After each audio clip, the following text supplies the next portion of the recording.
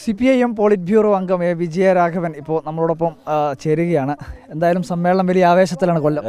തീർച്ചയായിട്ടും കൊല്ലത്ത് നല്ല തൊഴിലാളി വർഗ പശ്ചാത്തലമുള്ള സമരങ്ങളുടെ പശ്ചാത്തലമുള്ള ഒരു നഗരമാണ്.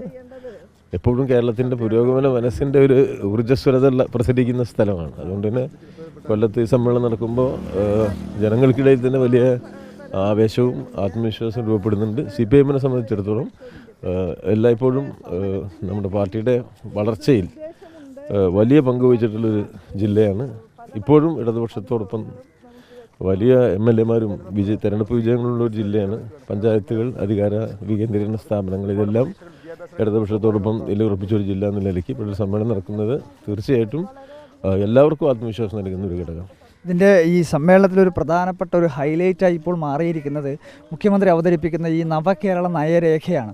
അതായത് പാർട്ടിയുടെ ഒരു പരമ്പരാഗതമായിട്ടുള്ള പ്രത്യയശാസ്ത്ര കാഴ്ചപ്പാടിൽ നിന്ന് മാറിക്കൊണ്ട് വികസനത്തിലേക്ക് മാത്രം കേന്ദ്രീകരിച്ച് നിൽക്കുകയാണ്. പ്രത്യയശാസ്ത്ര കടുംപിടുത്തങ്ങളൊക്കെ CPM ഉപേക്ഷിക്കുന്നു തുടങ്ങിയിട്ടുള്ള വിമർശനങ്ങൾ ഇതിൻ്റെ ഭാഗമായി ഉയരുന്നുണ്ട്.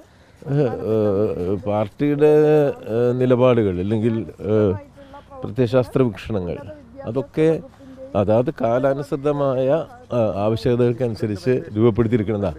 അത് നമ്മൾ മനസ്സിലാക്കി പോകേണ്ടതുണ്ട്. ഇപ്പോൾ നമ്മൾ പ്രത്യയശാസ്ത്രം എന്നുള്ളത് മുതലാളിത്തത്തിൻ്റെ തുടക്കത്തിലാണ് നമ്മൾ രൂപപ്പെടുത്തിയത്. അതിനുശേഷം മുതലാളിത്തത്തിൻ്റെ വളർച്ചയുടെ വിവിധ ഘട്ടങ്ങളിൽ ആ പ്രത്യയശാസ്ത്രത്തിൽ തന്നെ നമ്മൾ ആവശ്യാനുസൃതമായ മാറ്റങ്ങൾ വരുത്തേണ്ടതുണ്ട്. പ്രത്യയശാസ്ത്രം ഒരു വീക്ഷണം എന്നുള്ള നിലയിലാണ്. പ്രായോഗികമായ അനുഭവങ്ങളുടെ പശ്ചാത്തലത്തിൽ ആവശ്യമായ കൂട്ടിച്ചേർക്കലുകൾ നടത്തുക അത് പിന്നീട് വരുന്നവരാണ്. ആ നിലയിൽ ഇന്നത്തെ കേരളത്തിൻ്റെ ആവശ്യകതയ്ക്കനുസരിച്ചുള്ള മാറ്റങ്ങൾക്ക് എല്ലാവരും വിധേയരാവേണ്ടതുണ്ട്. വളർന്നു വരുന്ന പ്രശ്നങ്ങളെ അഭിമുഖീകരിക്കുമ്പോഴാണ് നമ്മൾ പുതിയ വീക്ഷണവും സമീപനവും സ്വീകരിക്കുക എന്നുള്ളത്. ഇന്നത്തെ കേരളത്തിന് ഇപ്പോൾ ഈ ഇടതുപക്ഷം മുന്നോട്ട് വയ്ക്കുന്ന വികസന സമീപനം അത്യന്താപേക്ഷിതമായതുകൊണ്ട് തന്നെയാണ് പാർട്ടി ഈ സമ്മേളനം അത് ഗൗരവപൂർവ്വം ചർച്ച ചെയ്യുന്നത്. ഇതിനകത്തൊരു മറ്റൊരു പ്രധാനപ്പെട്ട ഒരു കാര്യമായി വിമർശനമായി ഉയരുന്നത് ഈ സാധാരണഗതിയിൽ CPMൻ്റെ സമ്മേളനത്തിൽ ഇല്ലാത്തൊരു അജണ്ടയാണ് ഇങ്ങനെ ഒരു ഭരണം മുൻനിർത്തിക്കൊണ്ടുള്ള ഒരു രേഖ അവതരിപ്പിക്കുക എന്നുള്ളത്. അതായത് ഭരണത്തിൽ കേന്ദ്രീകരിക്കുകയും സമരത്തിൽ നിന്ന് പാർട്ടി പിന്നോട്ട് പോവുകയും ചെയ്യുകയാണോ എന്നുള്ളതാണ് മറ്റൊരു വിമർശനമായി ഉയരുന്നത്. ഇത് പാർട്ടിയെ സംബന്ധിച്ചിടത്തോളം നമ്മളിപ്പോൾ അധികാരത്തിലാണ് കഴിഞ്ഞ 8 കൊല്ലമായിട്ട്. അപ്പോൾ 8 കൊല്ലമായിട്ട് അധികാരത്തിലിരിക്കുമ്പോൾ പാർട്ടിക്ക് 2 ചുമതലകളും നിർവഹിക്കേണ്ടതുണ്ട്.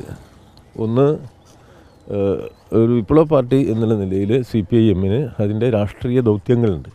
അത് സംഘടനാപരവും രാഷ്ട്രീയവുമായ ചുമതലകളാണ്. അതിൽ പ്രക്ഷോഭങ്ങളും സമരങ്ങളും അതിൻ്റെ അഭേദ്യ ഭാഗവുമാണ്.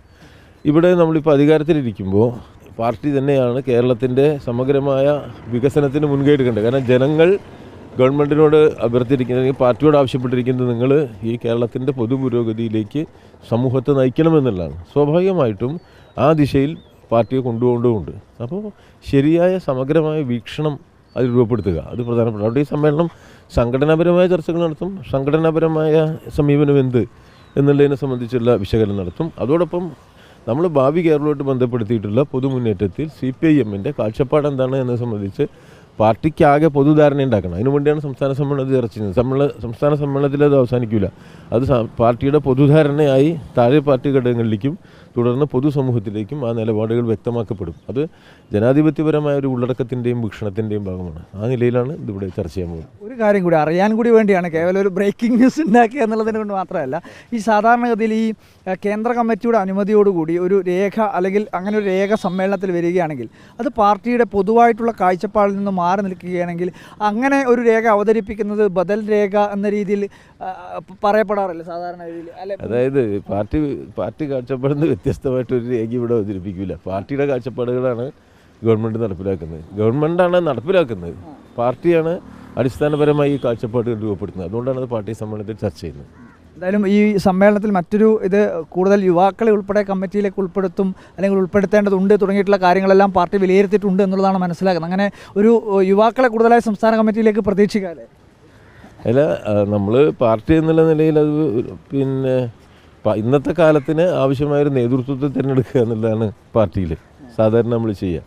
അതിൽ സമൂഹത്തിൻ്റെ എല്ലാ വിഭാഗത്തിൻ്റെയും പ്രാതിനിധ്യം ഉണ്ടാവണം, യുവാക്കളുടെ പ്രാതിനിധ്യം ഉണ്ടാവണം. അങ്ങനെയാണ് സ്വാഭാവികമായിട്ടും പുതുതലമുറ പാർട്ടിയിൽ അവരെ പിന്നെ കൂടുതൽ ഉയർന്ന സ്ഥാനങ്ങളിലേക്ക് പ്രൊമോട്ട് ചെയ്ത് പരിശീലിപ്പിക്കുക എന്നുള്ളതൊരു പാർട്ടി രീതിയാണ്. നമ്മൾ നന്നായിട്ട് തന്നെ അത് എല്ലാ തലത്തിലും ചെയ്ത് പോരുന്നതാണ്. അല്ല, റിസർവേഷനായിട്ടല്ല അത് ചെയ്യുക. അത് നമ്മൾ ആവശ്യകതയ്ക്കനുസരിച്ച് ഒരു സമഗ്രമായ സമീപനത്തോടു കൂടി ആളുകളെ പാർട്ടികളിലേക്ക് റിക്രൂട്ട് ചെയ്യുക, പ്രൊമോട്ട് ചെയ്യുക എന്നുള്ളൊരു സാധാരണ സംവിധാനമാണ്. സമൂഹത്തിൻ്റെ എല്ലാ വിഭാഗത്തു നിന്നും പാർട്ടിയിൽ ആളുകളുണ്ടാവുക എന്നുള്ളതാണ് ഏറ്റവും പ്രധാനപ്പെട്ടത്. യുവാക്കൾക്ക് സ്വാഭാവികമായിട്ടും ആവശ്യമായ പരിഗണന കൊടുക്കേണ്ടതുണ്ട്, പരിശീലനം കൊടുക്കേണ്ടതുണ്ട്.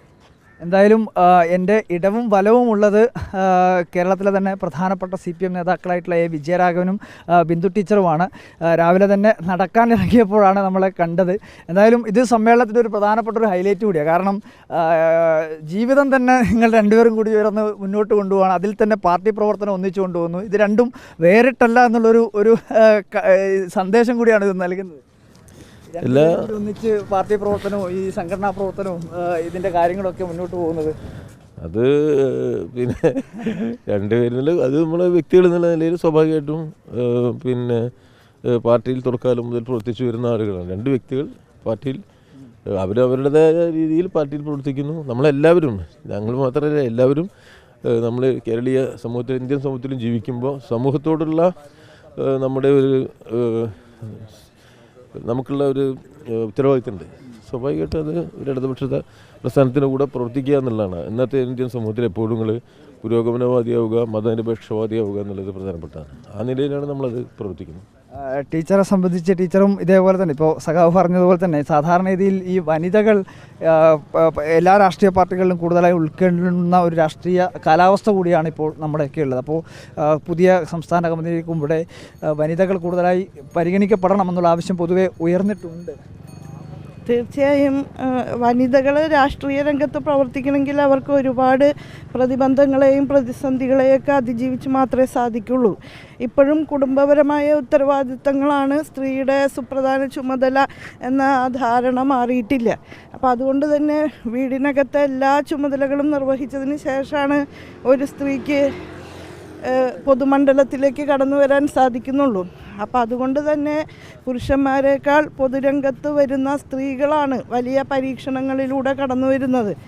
ആ രണ്ട് ചുമതലകളും ഒരുമിച്ച് കൊണ്ടുപോകുന്നതിൻ്റെ വലിയ സമ്മർദ്ദം അനുഭവിച്ചുകൊണ്ട് തന്നെയാണ് അവർ രാഷ്ട്രീയ രംഗത്ത് നിൽക്കുന്നത്. പക്ഷേ അത് വലിയൊരു സാധ്യതയാണ്.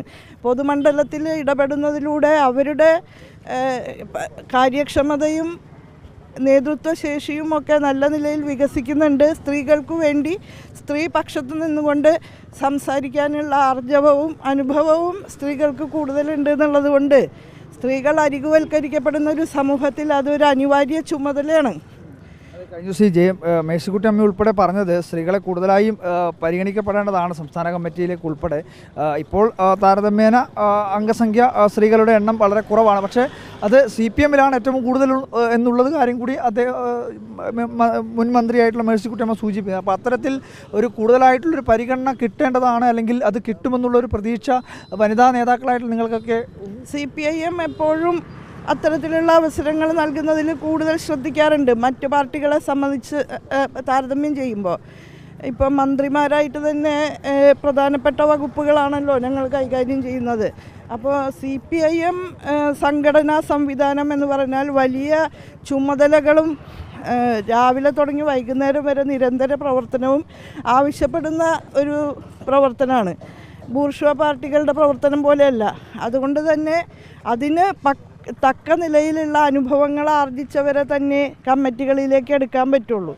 അപ്പോൾ ഈ നിരന്തര പ്രവർത്തനത്തിന് സജ്ജരായവരും കൃത്യമായ രാഷ്ട്രീയ ദിശാബോധമുള്ളവരും പാർട്ടി സംഘടനാ കാഴ്ചപ്പാട് ഉൾക്കൊള്ളുന്നവരുമൊക്കെ ആയിട്ടുള്ള സ്ത്രീകളെയാണ് മേൽക്കമ്മിറ്റികളിലേക്കൊക്കെ എടുക്കാൻ പറ്റുക. അപ്പോൾ ആ നിലയിലെന്നും എടുത്തു പോരുന്നുണ്ട്. എന്തായാലും ഈ സമ്മേളനം നടക്കുന്ന ഒരു കാലഘട്ടത്തിൽ കൂടിയാണ് താങ്കൾ ഉൾപ്പെടെയുള്ളൊരു വകുപ്പുമായി ബന്ധപ്പെട്ടുകൊണ്ടുള്ള ഒരു വിഷയം വലിയ രീതിയിൽ രാഷ്ട്രീയ ചർച്ചയായിരുന്നു. അതായത് സ്വകാര്യ സർവകലാശാലയുമായി ബന്ധപ്പെട്ട വിഷയമാണ്. അതൊരു പ്രത്യയശാസ്ത്ര കാഴ്ചപ്പാടിൽ നിന്ന് മാറി നിന്നുകൊണ്ടുള്ള ഒരു സമീപനമാണ് ഈ സ്വകാര്യ സർവകലാശാലയുടെ കാര്യത്തിൽ സ്വീകരിച്ചതെന്നുള്ള വിമർശനം അതൊരിക്കലും ശരിയല്ല. പാർട്ടിയുടെ പരിപാടി കാലാനുസാരിയായിട്ട് അപ്ഡേറ്റ് ചെയ്യപ്പെടുന്നുണ്ട്. ആ സന്ദർഭത്തിൽ ഇപ്പോഴത്തെ ഒരു സാഹചര്യത്തിൽ പൊതു സംവിധാനങ്ങളുടെ ഗുണമേന്മയും ശാക്തീകരണവും ഉറപ്പാക്കിക്കൊണ്ട് സ്വകാര്യ മേഖലയ്ക്ക് ഇടം അനുവദിക്കാൻ പറ്റുന്ന സ്ഥലത്ത് സാമൂഹ്യ നിയന്ത്രണങ്ങളോടെ അതാവാം എന്ന് തന്നെയാണ് പാർട്ടി രേഖ പറയുന്നത്. തന്നെയല്ല, അത് ഇന്നത്തെ ഈ ഗ്ലോബലൈസ്ഡ് സിറ്റുവേഷനിൽ ഒരു മത്സരാധിഷ്ഠിത ലോകത്ത് നമ്മുടെ വിദ്യാർത്ഥികൾ ഒരിക്കലും പുറന്തള്ളപ്പെടാൻ പാടില്ല. അത് ഉറച്ചൊരു കാര്യമാണ്. അതിനു വേണ്ടുന്ന എല്ലാ സംവിധാനങ്ങളും ഉറപ്പുവരുത്താൻ നമ്മൾക്ക് പ്രതിജ്ഞാബദ്ധതയുണ്ട്. അതിൻ്റെ കൂടെ ഭാഗമായിട്ടാണ് ഈ ഉന്നത വിദ്യാഭ്യാസ പരിഷ്കരണങ്ങളൊക്കെ നമ്മൾ ഏറ്റെടുത്തിട്ടുള്ളത്. ഇതിൻ്റെ ഭാഗമായി പറയപ്പെടുമ്പോഴും പറയുന്നത് ഈ കാര്യങ്ങളൊക്കെ CPIM ബോധ്യപ്പെടുന്നത് ഇപ്പോഴാണോ എന്ന് തുടങ്ങിയിട്ടുള്ള ചോദ്യങ്ങളും കൂടി ഉയരുന്നുണ്ട്. കാരണം ഇതിന് മുൻപും ഇത്തരത്തിലുള്ള നീക്കങ്ങൾ ഉണ്ടായ ഘട്ടത്തിൽ അതിനെ എതിർത്തുകൊണ്ട് CPM തന്നെ രംഗത്ത് വന്നിരുന്നു. പക്ഷേ ഇപ്പോൾ തുടർഭരണം ഉണ്ടാകുമ്പോൾ ഭരണത്തിൽ മാത്രം കേന്ദ്രീകരിച്ച് നിൽക്കുന്നത് കൊണ്ടുകൂടിയാണ് CPM ഇങ്ങനെ സമീപനം സ്വീകരിക്കേണ്ടി വരുന്നത് എന്നുള്ള വിമർശനം ഉയരുകയാണ്. ഈ 2 ടേമിലും വിദ്യാഭ്യാസ മേഖലയ്ക്ക് വലിയ പരിഗണന കൊടുത്തുകൊണ്ട് നല്ല നിലയിൽ ഫണ്ട് അതിലേക്ക് വിന്യസിച്ചുകൊണ്ടുള്ള ശാക്തീകരണ നടപടികളാണ് CPIM സ്വീകരിച്ചത്.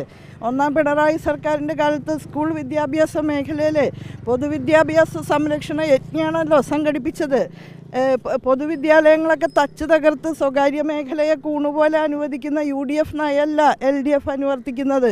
ഇന്ന് നമ്മുടെ ഗവൺമെൻറ് സ്കൂളുകൾ നോക്കൂ, എത്ര മികച്ച അടിസ്ഥാന സൗകര്യങ്ങളും നല്ല ക്വാളിറ്റിയും ഉള്ള സ്ഥാപനങ്ങളാണ്. അതെ, ആ ഒരു അതേ പ്രവർത്തനങ്ങളുടെ തുടർച്ചയാണ് ഉന്നത വിദ്യാഭ്യാസ മേഖലയിലും കൊണ്ടുവന്നുകൊണ്ടിരിക്കുന്നത്. നമ്മുടെ പൊതു സർവകലാശാലകളൊക്കെ ഇന്ന് ഏത് സ്വകാര്യ സർവകലാശാലയോടും കോമ്പീറ്റ് ചെയ്യാവുന്ന ഗുണമേന്മ വർധനവ് ഉറപ്പാക്കി കഴിഞ്ഞു. കേരള സർവകലാശാലയ്ക്കും MG സർവകലാശാലയ്ക്കും A++ ആണ്. അതുപോലെ നാക്കിൻ്റെ ഗ്രേഡ്. അതുപോലെ കാലിക്കറ്റ്, കുസാറ്റ്, കാലടി സർവകലാശാലകൾക്ക് A+ ആണ്. NIRF റാങ്കിങ്ങിൽ പൊതു സർവകലാശാലകളുടെ ലിസ്റ്റിൽ 9, 10, 11 കേരളത്തിലെ സർവകലാശാലകളെത്തി. CPM സഹകരിച്ചിരുന്നുവെങ്കിൽ ഈ നേട്ടങ്ങളൊക്കെ അല്പം കൂടി മുന്നേ ആകാമായിരുന്നു എന്നുള്ളതാണ് പറയുന്നത്. ഈ നേട്ടങ്ങൾ പൊതു സ്ഥാപനങ്ങളെ ശാക്തീകരിക്കുക CPIM ചെയ്തിട്ടുള്ള കാര്യമാണ്, UDF ചെയ്ത കാര്യമല്ല അത്. ഈ നേട്ടങ്ങൾ സഹകരിക്കാത്തതുകൊണ്ടാണ് ഈ നേട്ടങ്ങളൊക്കെ അല്പം കൂടി വൈകിപ്പോയത് എന്നുള്ളതാണ് വിഡിത്ത പറയുന്നത്. UDF എന്താ ചെയ്തത്? ഈ പൊതു സംവിധാനങ്ങളെ തച്ച് തകർക്കാണ് ചെയ്തത്. അവയെ മെച്ചപ്പെടുത്താനോ ശാക്തീകരിക്കാനോ ചെറുവിരലനക്കിയിട്ടില്ല. അത് ചെയ്തത് CPIM ആണ് എന്നാണ് ഞാൻ പറഞ്ഞത്. കഴിഞ്ഞ 4 വർഷക്കാലത്തിനിടയ്ക്ക് 6000 കോടി രൂപയിലധികം ആ മേഖലയിൽ വിന്യസിച്ചിട്ടുണ്ട്. ഉന്നത വിദ്യാഭ്യാസ മേഖലയിൽ പശ്ചാത്തല സൗകര്യമെല്ലാം വളരെയധികം വർദ്ധിച്ചിട്ടുണ്ട്. ഓരോ പ്രവർത്തനങ്ങളിലും നല്ല നിലയിലുള്ള കൂട്ടായ ഇടപെടലുകൾ നടക്കുന്നുണ്ട്. അതിൻ്റെ ഭാഗമായിട്ട് വലിയ ഉണർവ് ഉന്നത വിദ്യാഭ്യാസ മേഖലയിൽ ഉണ്ടായിട്ടുണ്ട്. അതൊന്നും UDF ഉണ്ടാക്കിയതല്ല. UDFൻ്റെ കാലത്ത് പൊതുമേഖലയെ തകർത്ത് ആ ഇടത്തിലേക്ക് സ്വകാര്യ മേഖലയെ കൊണ്ടുവരാനുള്ള പരിശ്രമമാണ് നടന്നത്. കൂണുപോലെ സ്വാശ്രയ സ്ഥാപനങ്ങൾ അനുവദിച്ചു. അവയുടെ ഗുണമേന്മ പരിശോധിച്ചില്ല. ആ സ്ഥാപനങ്ങളാണ് ഇപ്പോൾ സർവൈവ് ചെയ്യാൻ പറ്റാതെ ഇല്ലാതായിക്കൊണ്ടത് ഇരിക്കുന്നത്. എന്തായാലും സമ്മേളനത്തിൻ്റെ ഭാഗമായി ബിന്ദു ടീച്ചറും ക്ലിയർ ആകാത്തതിൻ്റെ ബുദ്ധിമുട്ടില്ല. അത് വിമർശനങ്ങൾ അതുപോലെ ടീച്ചറുടെ ശ്രദ്ധയിൽപ്പെടുത്തി എന്ന് മാത്രമേ ഉള്ളൂ.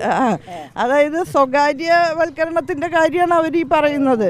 പൊതു സർവകലാശാലകളെയും പൊതുകലാലയങ്ങളെയും ഒക്കെ മെച്ചപ്പെടുത്താൻ ഒരു ശ്രമം ഒരിക്കലും നടത്താത്തവരാണ് UDFകാർ. എന്തായാലും വിജയരാഘവൻ സഖാവും ബിന്ദു ടീച്ചറും കൂടി രാവിലെ നടക്കാൻ വേണ്ടി ഇറങ്ങിയതാണ്. അതിനിടയിലാണ് അല്പം നമ്മളോട് സംസാരിച്ചിട്ടുള്ളത്.